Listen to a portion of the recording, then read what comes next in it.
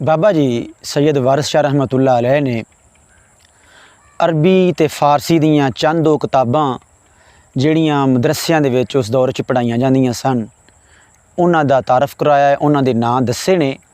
मैं दोस्तों ਨੂੰ सुना रहा और मिन्नत ये वे कि ਜਿਹੜੇ पंजाबी भरा उन्हों का ज़्यादा हक बनता, क्योंकि एडे वड्डे पंजाबी दे बादशाह का कलाम मैं मिहनत करके तुहाडे तक पहुँचा रहा।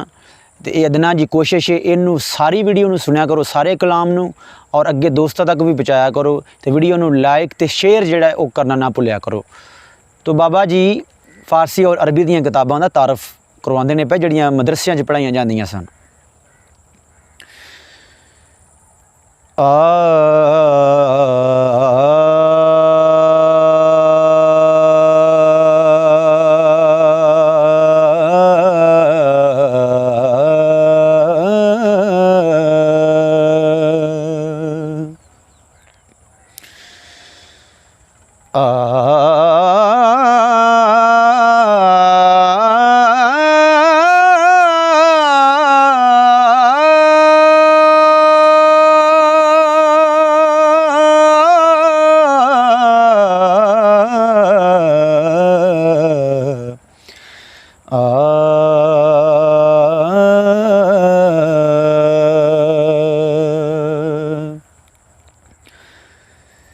तालील मिज़ान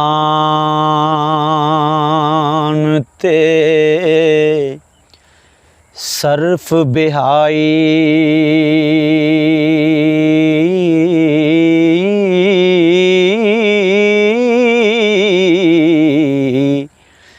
सर्फ मीर ही याद पुकारिया ने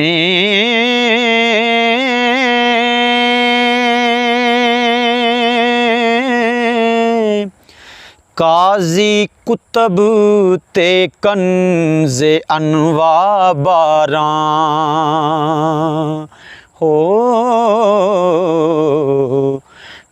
मसूदियाँ जिल्द सवारिया ने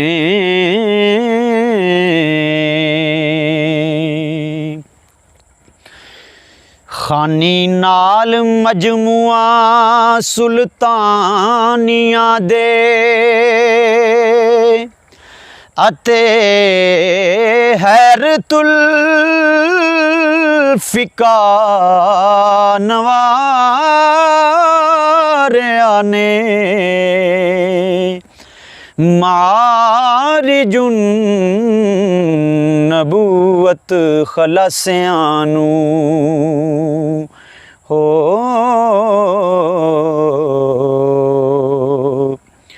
रोज़ा नाल अखलास पसारिया ने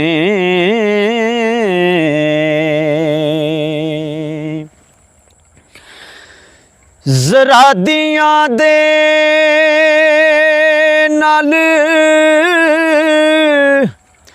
शरा मुल्ला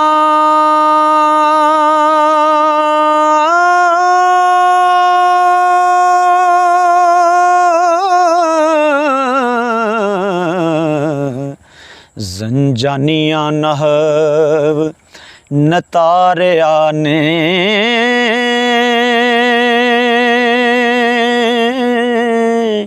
फतावा बरहना मंजूम शाहां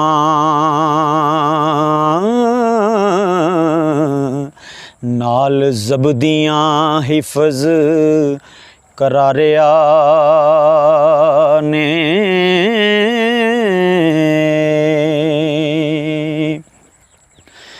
करन हिफ़्ज़ कुरान तफसीर दौरान गैर शरानू दुरिया मारिया ने हिज़बुल बहर ते हिज़र ईमानिया दे हो विरदां विच दिन रात गुजारिया ने।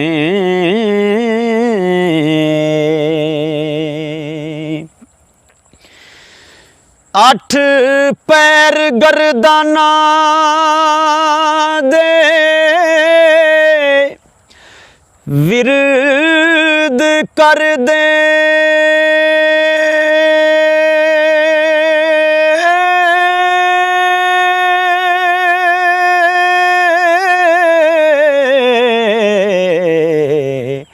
इलम अरबी दी उमर सवारिया ने।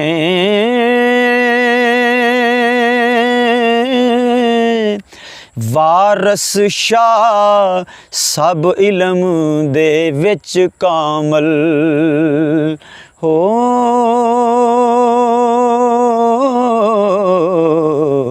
जो कुछ पढ़े सो सब